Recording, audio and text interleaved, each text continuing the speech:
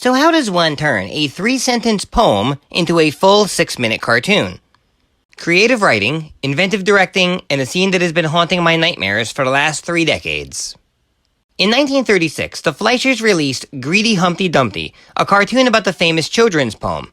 It's funny to think that the poem never explicitly said it was about an egg, but apparently that's what we, of all generations, have thought for centuries. I have heard somewhere that it was originally supposed to be a canon, which I guess technically makes more sense, but whatever.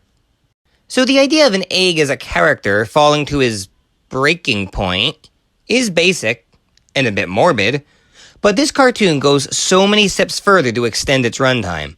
First off, the character. Not wanting to make him too sympathetic, they turn him into a greedy tyrant obsessed with gold.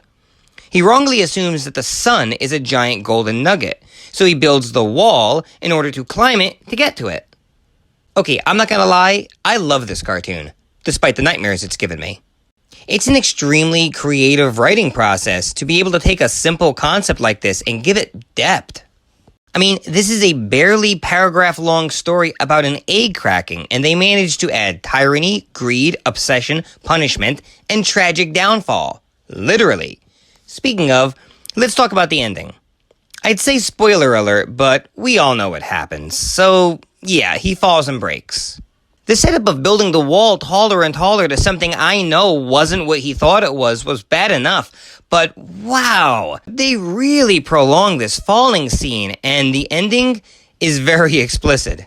And yes, I do know this is just joke, but damn, this is uncomfortable. Is this supposed to be a nursery rhyme turned Shakespearean tragedy, or just an animated snuff film? Either way, it's definitely an interesting film to talk about. I put this scene on my top 5 death scenes in old cartoons, coming in at number 1. That was about 8 years ago. I still agree with this list. As creative as it was, this cartoon was never really a main selling point, so it usually was one of those extras on the public domain tapes.